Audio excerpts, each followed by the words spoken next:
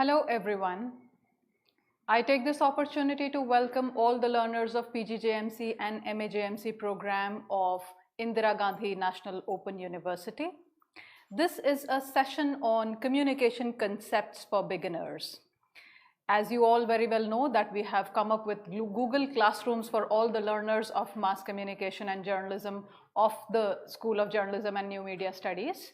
And whatever queries were posted on it, we're trying to address those queries through this session on communication for beginners.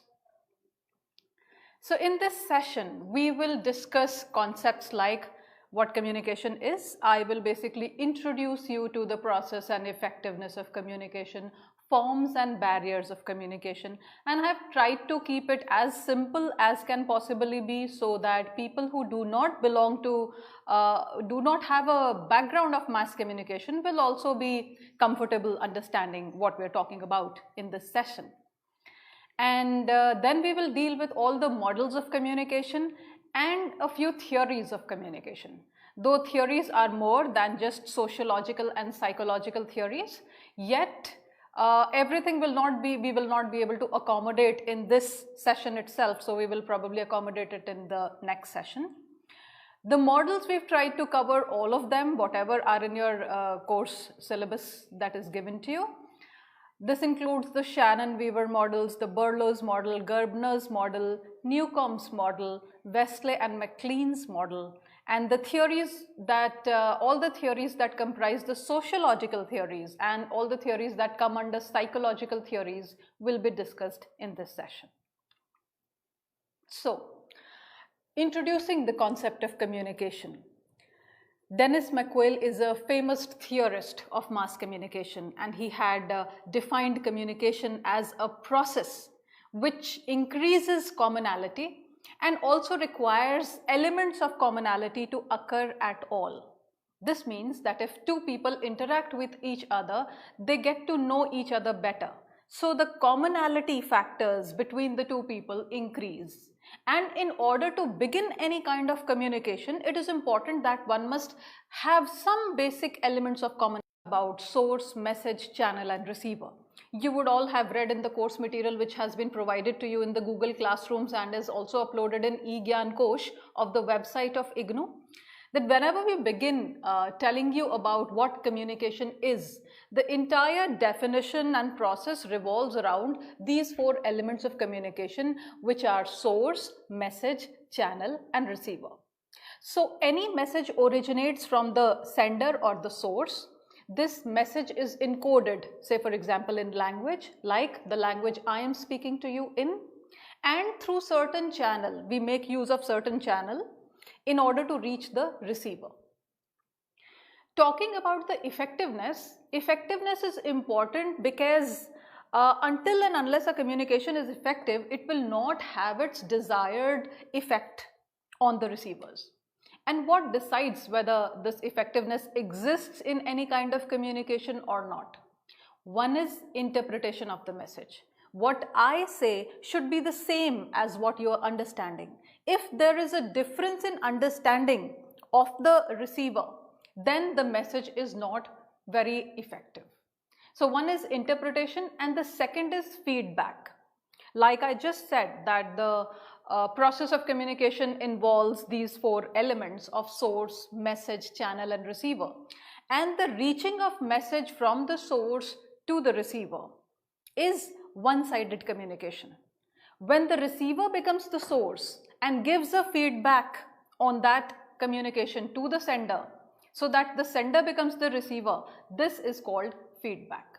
So for any message to be effective, it is important that it be interpreted in the same manner by the receiver at the receiver's end, and also that a feedback be generated which reaches back the source so that he or she or the media knows how the communication has affected the receivers.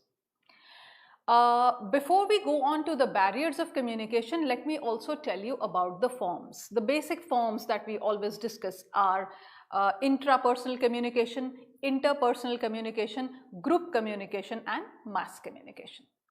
Now when we say intrapersonal communication, it means talking to oneself. Introspection is an example. Or writing an email and not posting it is an example. Writing diary entries is an example. All of these are examples of a person talking to oneself. When we introspect, when we think about our actions, when we think about what we've done and what we should be doing, or when we plan our future course of action, all that comes under intrapersonal communication within oneself.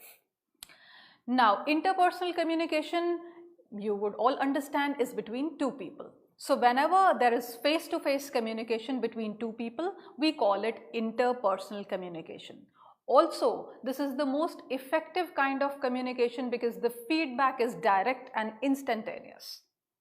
Then we have group communication, which can be a small group communication, say for example a group of 5 to 10 people, or a large group communication like addressing an audience of 60 or 100 or a few hundreds. So this group communication is characterized by slightly delayed feedback, because at the same point of time, one is not able to receive the feedback from all the people who have received the communication. And mass communication is the communication which takes place between heterogeneous audiences. So there are certain characteristics. There is one mass media which will at the same time reach heterogeneous masses, faceless masses, and nobody will know how many people have received that communication. So these are the 4 basic forms of communication. Speaking about the barriers of communication, there are 3 different types of barriers that we categorize communication barriers in. One is the technical or the physical barriers. The other is the language barrier, and the third is psychological barrier. When we talk about technical barriers, it could be due to disruption of message due to something. Say for example, your optical fiber got disconnected or it broke. That is an example of technical barrier, and so your internet connectivity is not present. So that is an example of technical barrier. When we talk about language barrier, I just gave you an example that if language between 2 people is not common, it will be difficult to communicate between the 2 of them. So language barrier is another, and psychological barriers are another kind of barriers. Just to give you an example, if one does not agree with a personality who is speaking, there are greater chances that one might not adopt or accept the ideas that the speaker has given to the audience. So we will deal with them in detail now. When we categorize the technical barriers, these can be message distortion, it can be wrong timing, and it can also be information overload. When we talk about message distortion, distortion is any change, unintended change in message that occurs which changes the meaning of the message which has to reach the receiver. So this is called distortion of message. This is also called noise. So noise is any kind of message distortion which leads to the fact that the communication, the way it was designed and intended, is not being made in the same manner. When we talk about wrong timing, it is important to understand that receivers or the target audiences have certain best time when they would like to understand or take your information and act upon it. All timing is not the best timing. Say for example, if a child is tired after 5 hours of study, you cannot make him or her study anymore. The attention span, the grasping power, the focus will all be affected. So this is an example of wrong timing of communication. The third kind of technical barrier is information overload. Now, information overload is a concept that has come after digitalization and greater technology advancement in communication and information and communication technologies. Now, the idea is that we have so many sources, so many media which keep communicating to us on and off on various subjects, that it is difficult for the human mind to retain all kind of information. Hence, human minds suffer from information overload. As a result, they are not able to grasp all the information that comes to them, and not even the more important ones. So this is again a technical barrier of communication. Speaking of the language barriers, we've basically categorized it into two kinds of barriers. One is vocabulary. Like in journalism, they often say that if you throw your reader to the dictionary, the reader will throw you out of the job. Now, vocabulary should be simple when you're trying to communicate and get an idea across. Semantics, the word semantics means meaning. When we talk about meaning, what you're trying to convey should be as clear as you intended to be, because in case you mean something else and you say something else, it is not guaranteed that the receiver will be able to understand it in the same way as you thought he would. So this is an example of language barrier. Semantics of late has also become a method of research in communication studies. So we talk about semantic analysis, whereby we talk about signs and symbols and how these things communicate certain meanings. The meanings may be different from one human mind to another. The third is the kind of psychological barriers. Now, the various kind of barriers that come under this are noise, perception set differences, distrust, and information filtering. You would be wondering as to why we have spoken about noise here when we've already spoken about it in technical barriers. Now, noise can be psychological as well as technical. When your radio channel is not catching the correct frequency, it is a technical barrier. But now when I'm speaking to you about communication and you're thinking of something else, that is a psychological barrier. And in both the cases, this is noise, because it is not allowing you to listen, grasp, focus on the necessary message. Then we have perception set differences. Now, what is perception set? Perception set is comprises of that element of the mind which does not readily change. Like, based on our pre-existing values and beliefs, we start believing a few things to be true, and these beliefs build our attitudes. So it is very difficult to change a person's attitude. And this perception set of, say for example, somebody likes the color red due to a few reasons, and another may not like the color red and may have their own reasons for that. So this perception set will always differ. So one thing that is acceptable to one person may not be acceptable to another. And this again is a kind of psychological barrier. Then we talk about distrust. When the receiver does not trust the source, or there is a jealousy factor, or there are such other human emotions factors, then it is again categorized as a psychological barrier of communication, because you're not able to trust on the message that is being communicated to you. Then we have information filtering. All sorts of information is not accepted by every individual. So every individual will filter the information out of all the vast information that is available in the environment and take only those which they find are acceptable to them. So this is called information filtering. And because of information filtering, all communication will not reach the receiver. And hence this is a psychological barrier. And why we call it a psychological barrier is because information filtering factors are all psychological in nature.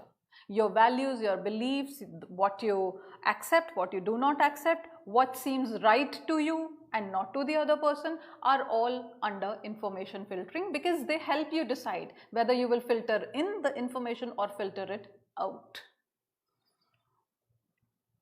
Now let us talk about the models of communication. Now there are various models of communication. Selected few have been given in your chapters, like the Herold-Lasswell model. This was one of the primary models that we always discuss in mass communication, and this is very important, because this was the first model that ever talked about the effect of communication. The element of effect was highlighted here. So the model says who says what, to whom, in which channel, and with what effect. Who is the source or the sender, says what, the message, to whom, the receiver, in which channel, And with what effect? So this was an additional factor after which researches in media effects started growing. So before that, we were not talking of the limiting or the delimiting effects of media at all, because effect was not recognized. Now that this model spoke of effects, there were greater researches happening on media effects, and they are happening till date. They have not become irrelevant. The next is the Shannon and Weaver model. Now you can look at the way this model has been designed. Shannon and Weaver were actually two mathematicians, and while they were working on something, they stumbled upon this model and they came up with this model in which the concept of noise was first introduced. So like Harold Laswell spoke about effects, Shannon and Weaver's model spoke greatly about noise. And they were talking largely about technical noise which enters the channel. So it shows how source encodes its message and sends it through a channel. It gets decoded and reaches the destination, which is the receiver. And meanwhile, in case some noise enters the channel, there will be distortion in the intended message, and the meaning of the message or the way it should have been transmitted might just change. So Shannon and Weaver talked of communication through their technical aspects. Coming to the Berlos model, which came in the year 1960, it spoke of, again, source, message, channel and receiver, but they were spoken of in a manner that these are four basic verticals. So when we talk about source, which could be humans, there have to be communication skills, there have to be knowledge, social system, attitudes and culture. Like I have certain cultural background that I have experienced and I have grown up with, and my examples will reflect my way of thinking or the way I analyze a concept in the society. So the source has certain kind of communication skills, has a certain perception set or attitudes, has certain amount of knowledge, and the social system and culture play a part in modifying that knowledge in order to personalize it.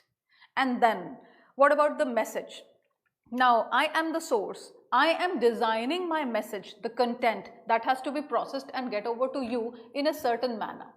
Now what are the elements of this message? One, there has to be content, like the content of the session is communication models, theories. Element, what is the element that we are touching upon? What is the thing that is primarily being talked about? The treatment of the message. Like this is a lecture. It could be a feature, or it could be something else, a film. So, and then according to the treatment, according to the structure is the treatment. So once you decide upon the structure of your communication, you treat it accordingly. Like when you're making a fiction, or when you're writing a fiction, and when you're writing a historical sketch, there will be a great difference between the two. So the structure will decide the treatment, because when I'm writing fiction, obviously I can fantasize more about things as compared to when I'm writing, say for example, the script of a documentary. It will be totally different in its treatment. So the structure of the content will decide its treatment, and the code is the way you encode a message to send it across. Like here I'm speaking to you live. There can be a documentary which has been made which conveys the meanings, like we were just talking about signs and symbols. So flowers, greenery expresses a certain kind of feeling as compared to brown hills with no forests and environment pollution. That creates a different kind of feeling. So that is the code. The code is the way we have enabled the message to get across to the receiver and to communicate to the receiver. Now talking of channel, as we all know, hearing, tasting, smelling, seeing, touching, those are our 5 senses, and media is an extension of these senses. Like Marshall McLuhan almost in the same year, 1962, he talked about global media, and he talked about hot media and cool media. He also said that media are extensions of the man. By this he meant that these are the 5 channels, these are the 5 sense organs that people have, and media extends it. Media is an extension of that seeing and smelling and hearing and touching. So also the receiver. So like source, receiver also has certain attitudes which are based on the perception set.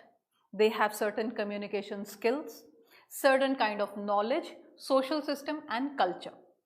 So if you are listening to what I am talking to you about right now, you do come from certain kind of social system and you do have certain cultural norms and mores to which you would adhere. So these will affect the acceptability and the understanding of my message which I am trying to convey to you. So these were the 4 verticals that Berlos designed while he designed this model of communication. Coming to George Gerbner's model, George Gerbner's model basically came at the time when TV was finding its way into the world. And Gerbner said, perception is different from reality. Reality is not what is real, reality is what is perceived. And perception is different from reality. So, and he explained it very beautifully. Now, if you can look at the slide right now, we have an event which is demarcated by E. This event it has certain selection, context and availability of material. Say for example, media or a journalist, say for example, you as a reporter have decided to cover an event. So there has to be a selection of that event. There has to be certain social context, say for example, spreading of the coronavirus. And there has to be availability of material, research based on which you will be able to write or file a story. The next you can see M and E1. M is man or machine. Machine could be media, man could be a reporter. So it can be either man or machine. And event E has changed into E1. When I go to report an event and you go to report an event, both our reports for the same event will be different. Why? Because there is a certain perceptual dimension to it. Now this perceptual dimension, since there are differences between individuals, will differ from one individual to another. And there will be greater access to channels and media control will also exercise itself. So say for example, there can be something which is of importance to the national defense, which is classified information. So there has to be control on it and it cannot be reported publicly. It cannot be put in the public sphere. So this is called media control. And of course, the access to the channel. If I make a video and upload it somewhere without giving an access to my learners, obviously my communication will not reach you. So this is how M and E1 come into picture and the perceptual dimension becomes important. This is why Gerbner said that perception is different from the reality. The event could have been E, something that has happened, but the way it has been covered by the media has changed the meaning. So E has become E1. And then we talk about SE1. SE1 is the form and content of the social context of the material that we have.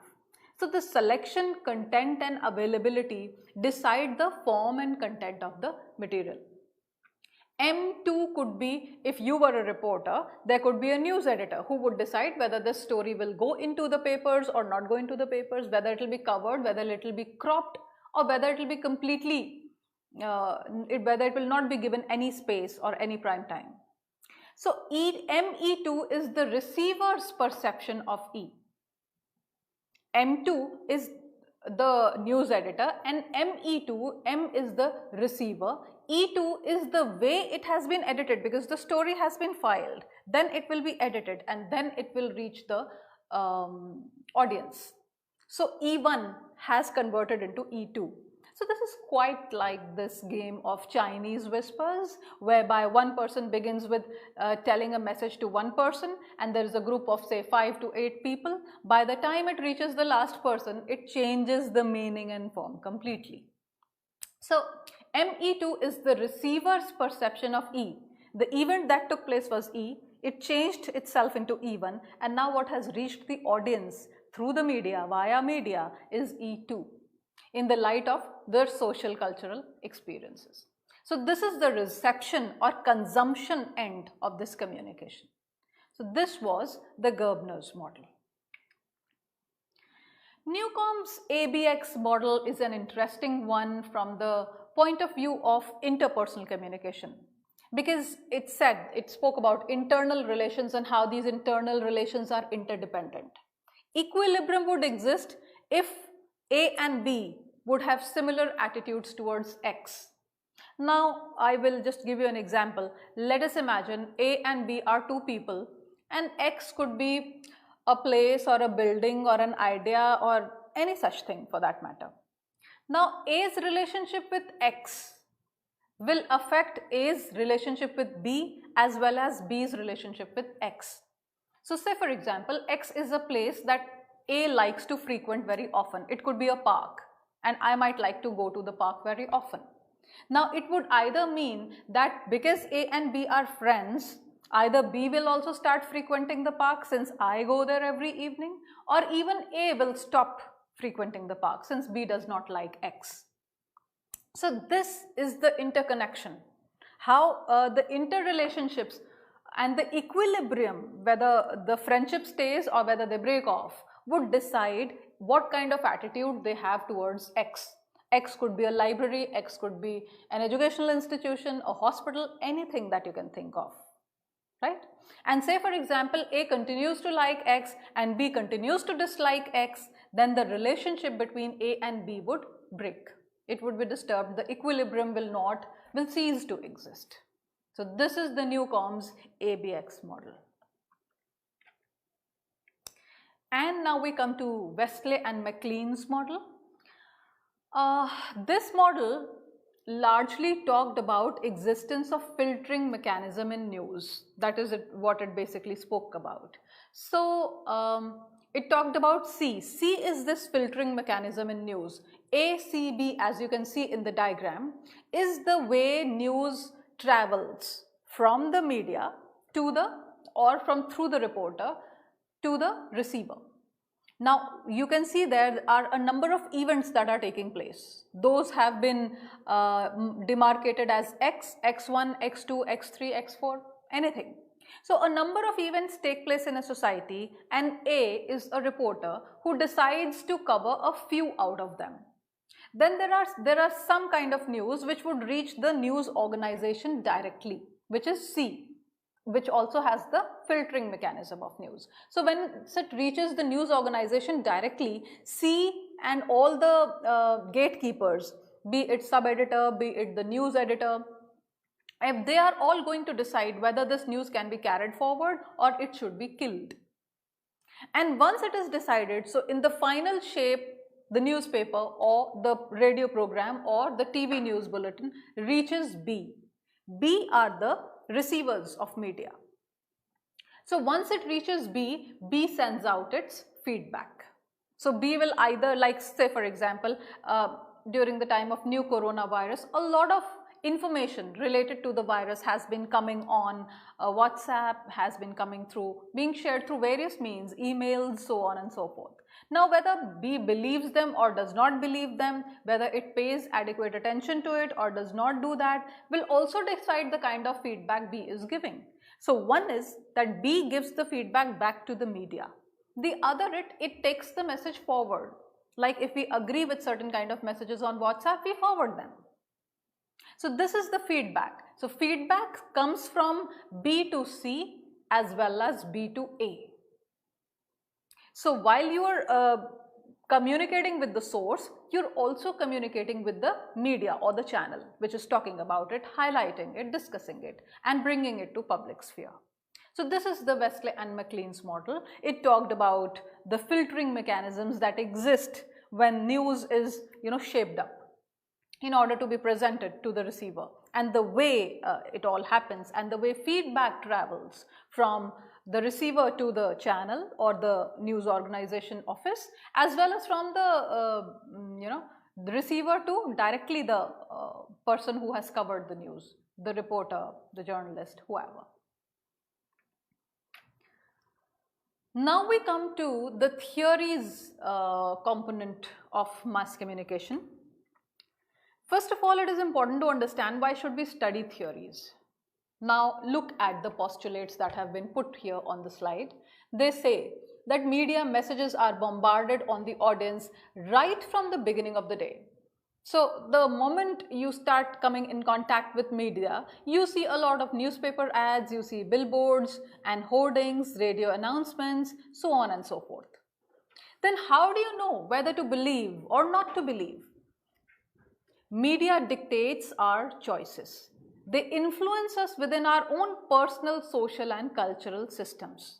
So in order to make our own decisions, whether to make purchase decisions or whether to make certain behaviors inspired by the media, whether to take action based on what the media is portraying to us or to restrain ourselves, we need to study media theories. Now, what is the difference between theories and models? Models basically are representations of a process in a smaller manner. So they tell you how something is happening. And theory is a generalization. It will help you know what is the nitty-gritty of a certain process that is taking place in the society. So this is the important reason why theories should be studied in communication. Let us go on to defining the mass communication theory. According to Barron, Stanley J. Barron is the name of the social scientist, and he has said that mass communication theories are explanations and predictions of social processes that draw a relationship between media messages and personal, social and cultural systems in a society. So simply put, they basically help you understand the media messages in your social context, in your cultural context and your personal context, such that you do not end up being confused and you're able to, make the right choice. So this is what we call a communication theory. Coming over to sociological theories. The sociological theories basically speak about and highlight the role of media vis-a-vis social relationships and in economic and political contexts. So there are a few theories that have been covered in your course material, which I will be discussing here. The first is cultivation theory. Cultivation theory again came at a time when during the advent of the television. TV was new to the society. Social scientists started researching on it and the kind of effect TV has had or was creating amongst individuals. Whenever a new media comes, the wave of this new medium engulfs the society in a big manner. The way internet did 10 to 15, 20 years back. The way television came to India in 1975 and 76 and the way it captured the society. So that is the very appropriate time for social scientists to start studying how a certain medium is being accepted by the audience and what is the rate of acceptability of the medium and whether they are finding it relevant, competent and credible. Now coming back to the cultivation theory. This theory says that TV constructs a reality. It creates frames of references. So like we were discussing earlier, reality is not what is real, reality is what is perceived. And through an audiovisual medium, you are able to see a reality constructed in front of you. So TV is constructing this reality and people, in their minds are accepting it to be true. Through this, it is also creating certain frames of reference. Like, say for example, honesty is a virtue. If honesty is a virtue and the way it is being portrayed in media, that in films you would usually say it is okay, it is normal to not be 100% honest. So the message that the receiver carries forth is, it's okay and this is happening in the society. It may not be happening in the society, but TV is constructing this kind of a reality which is helping you believe that this perception is real, it is true. So it creates certain frames of reference. It creates a frame of reference of what is right and what is wrong. Like in the Indian society, those who believe in God are the ones who would visit the religious places, the mosques, the churches, the temples, wherever. So does that mean, does that indicate that people who do not visit religious places are not religious? Does religion have something to do with spirituality? Those are the questions. But the way it is portrayed in the TV, it could create a visual, it could create a perception that those people who visit religious places regularly are the ones who are actually religious. And what is associated with being religious? Being pious, being righteous. But are all religious people always righteous? Are they never dishonest? Those are the questions to ponder over. So these are the frames of reference that the television creates. Then it also helps in maintaining power relationships in a society. When you see anything on television, it could be news and it could be fiction. You know how the power relationship operates in the society. Who are the ones who are wielding the power?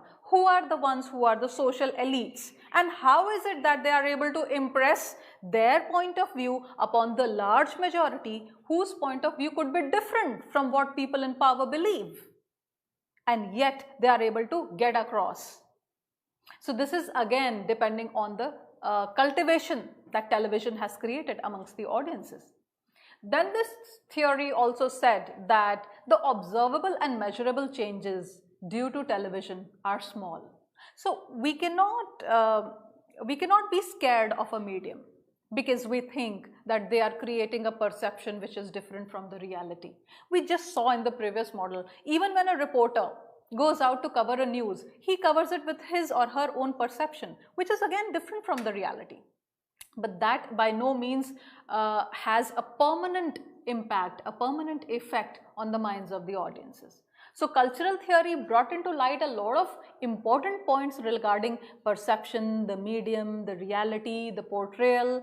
Nevertheless, the observable and measurable changes regarding this are small, minuscule. The next is agenda setting. This theory largely says that media does not tell us what to think. It does not tell us whether to like day more than night or night more than day. But it does tell us what to think about. It does tell us to think about pollution early in the morning when people go out to walk. So it does tell us what to think about, though it leaves it to us to maintain a positive, negative or a neutral opinion upon the subject of discussion. And then how is this agenda set? How do you think the media sets the agenda for the people? Through some basics that they can control, like the timing, like the placement of the story. We all know that in prime time news, the news that is focused upon first and the one that comes before the ad break is the most important one.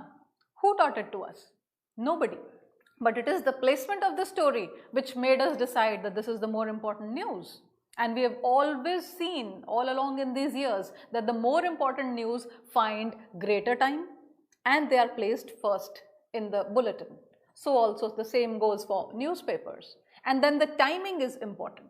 How much time is being allocated? What kind of a slot it is being placed in? Is it being broadcasted at 12 o'clock in the afternoon, or is it the 8 o'clock prime time news bulletin? That is important. Then we have priming effect to understand. What makes you prime? It's like putting a spotlight over one person in a crowd. So similarly, media puts a spotlight over one issue. So it diverts the attention from other important issues. There could be more important issues in the public sphere which call for a discussion, which it is important that the public knows about it and discusses about it. But media creates this priming effect whereby it diverts the attention from those important issues and spotlights one particular issue. So now the debate is who sets the agenda. Whenever media is accused of setting the agenda for the public, media says that it is the public who sets the agenda for us, because whatever we as audiences, as receivers of communication like or dislike is what the media likes to show in various forms. So the debate is unending and it continues. The next is uses and gratification theory. This is a very simple kind of a theory, very broad one and yet very relevant. From the time it was propounded till date, when we're talking of greater number of technologies, greater ways of reaching the masses, this theory continues to stay relevant. And it says that the effects of media are limited to what the people want it to be. Unlike the agenda setting where the media was accused of everything, whatever agenda is being discussed in public sphere is what the media has decided for us. In contrast to that, this theory on uses and gratification, also called need gratification theory, says that the effects of media are limited to what people want it to be. Like during the new coronavirus times, we have started making use of technology for education. Earlier, we were making use of media or technology greatly for entertainment, information, or even finding escape. So after a tired day at work, once you would come back and you would start watching anything that you would like to on Netflix, on television, or your radio programs, the newspaper, whichever way. And then this theory also tells us about what audiences do with the media. So it is not what media does to the audiences, it is what audiences do with the media. How do they play with the media? What use do they put media to? And it explains media influences, media choices, and media behaviors. When we talk about media influences and choices, we all know there is certain element of push, certain element of increased consumerism, which happens because of media messages. So every time advertisements through various media try to sell us something, and if the need of that good or service arises, you start going back to the ads. So this shows that media has considerable influence over your choices and over your behaviors. This is what the uses and gratification theory talked about. The next is dependency theory. This theory says that the power of a mass medium is decided by how much the audiences are dependent on it. So there can be a medium which might be potent, which might have a great reach, but it may not be very powerful because people refuse to use it. So how powerful a medium will get will be decided by how much the audiences are depending on it and making use of it. So now where is this power invested? What is this power that we are talking about? This power is invested in a relationship. What is this relationship? The relationship between the social system, media's role in that system, and the audience's relationship to the media. So media cannot exist in isolation. It is very much a part of the social system that we are talking about. Now, in that social system, what is the kind of role media plays? That becomes important, that becomes significant. And then what is the audience relationship? Does the audience find the media credible? Does it find it potent? Does it believe the content that is being propagated through that medium? This relationship will decide how powerful the medium is. And this also decides the dependency of the people on that medium. So the degree of dependence increases with what? With two factors. One, the rise in the number of functions that media serves. How many functions would you want to use it for? Such that you will not be able to survive without that medium. Like in COVID-19, it is difficult to survive without the internet because everything is dependent on internet and information and communication technologies. Number two, when there is greater conflict and change in the society, it shows that media is creating opinions. When does a change come? When does a conflict arise in a society? When people start believing in different kind of opinions. So if there is a variety in opinion, that means there is greater use of media being made. How else will people be informed and how else will they make their opinions? So greater the diversity in opinion, greater the dependency on various forms of media, not necessarily one, so there may not be a monopoly. And now we come to the last aspect of this session, which is the psychological theories.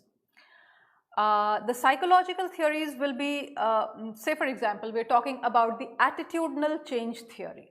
Before we discuss about the attitudinal change, it is important to understand the concept of dissonance. The word dissonance means it is the opposite of consonance. Dissonance means a mental discomfort which you face, which you feel when you come across any kind of change. So this attitudinal change theory talks about the three processes that come into play when the attitude, which is supposed to be the most rigid part of human mind, has to change. These three parts are selective exposure, selective perception, and selective retention. All three of them are based upon the understanding of background experiences, upon a person's lifestyle, about the various norms, beliefs that someone has grown up with. So what is selective exposure? People like to expose themselves only to those information which are in consonance with their pre-existing values and beliefs.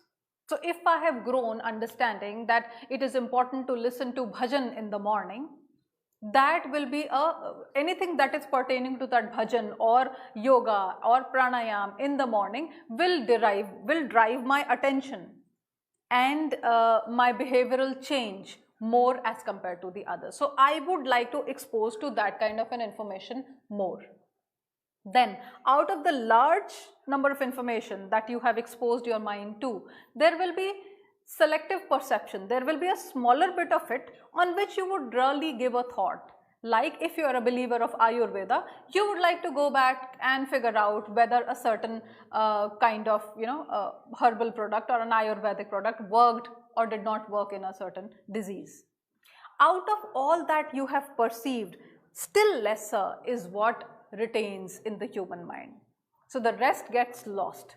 Only those things will be retained in the human mind which are in consonance with one's pre-existing knowledge and beliefs. So something which is juxtaposed, something which is totally different from what you believe, is not something that will be retained in your mind.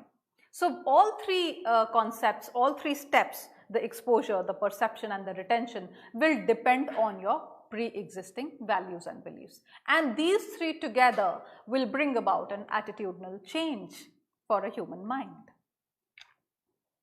Coming now to the reinforcement theory. Now, when we talk about reinforcement, we see again media as a subsystem which is not capable of bringing any change on their own. It is a subsystem of the society, the polity and the economy. And it depends on the nexus of mediating factors and influences like social and religious ones. Now, this nexus of mediating factors will decide, which is again based on the socio-cultural context, the socio-religious context, the socio-political context, as to whether a message being communicated by the media will be reinforced on the audiences or not. So direct effects of media are seen only when, number one, mediating factors are not operational. So they are not doing anything, they are ceasing to exist. And second, when they are impelling a change, they are bringing about a change that media is also pushing. So this creates a reinforcement of that message, of that change. This is called reinforcement theory. The third is persuasion and attitude. Now, persuasion and attitude will largely depend on 5 factors: belief, value, motive, attitude and behavior. Have you ever tried differentiating between these? Have you even given a thought that belief can be different from motive, which can be different from value? Now, what is belief? Belief is a set of ideas one may think to be true. It may or may not be true, but one may think of a certain belief system to be true. What is value? Value is the merit, worth or usefulness of something. Something that you find more important, more significant. Motive is the aim or self-interest of a person. Say for example, if you think your friend is angry with you, you would like to carry a gift for her or him. So this is the aim or self-interest of a person. Attitude. When we talk about attitude, we know that attitudes of people are different from time to time, and they are also the most rigid things. They are less open to change. Impression is something that gets formed and deformed often. After impression comes the belief. Belief takes a little longer to change. and attitude is the most difficult thing to change. So the mindset, which is more difficult to change and is the result of constant reinforcement, is attitude. And behavior is something that we observe in the society. You know, the observed action is called behavior, and it is affected by all the other four factors that we've just discussed: belief, value, motive, and attitude. So persuasion and attitude depends on these 5 factors. Coming to the last theory of social learning. The theory of social learning is also called observational learning theory. Social learning means learning that is taking place in the society, not through books, not in closed classrooms, but through observation. Social behavior and development leads to much learning. Media influences are learned behaviors. What do we mean when we say that we buy a certain product because the product's ads appear more on TV, or you come across more ads on social media of that particular product? Because that media influences the communication that is being made to you in a few seconds is also becoming your learned behavior without you being very observant about it. So you are not aware, but this is happening. This learning is taking place. And the ways in which learning takes place, you would have noticed in in childhood or in teenage, a lot of people try and copy film stars through their hairstyles, through their way of talking, the way of walking, the gait, etc. So this is called imitation. Learned behavior takes place through imitation. It also takes place through identification. Identification means somebody who you hold ideal. Could be a parent, could be a teacher, could be anybody else, a thinker, a poet. You try and imbibe his or her way of thinking in your life. That is called identifying by that ideal. So these are the 2 ways of learning. And what is the sequence of learning? What do we mean by sequence? A way how learning will take place one by one. The first step is always attention. You pay attention to a certain thing. It gets retained in your memory and you internalize it. Once that message or that learning has been internalized, you produce it in the form of a write-up, in the form of your actions, in the form of an inspiration that you produce to youngsters, so on and so forth. And then there is motivation to do more, to do better, to progress on that line. So these are the sequences of learning, and this is called Bandura's theory of social learning. I hope this session has been worthy for you and your queries have been answered through this session. Learn well, everyone. Thank you.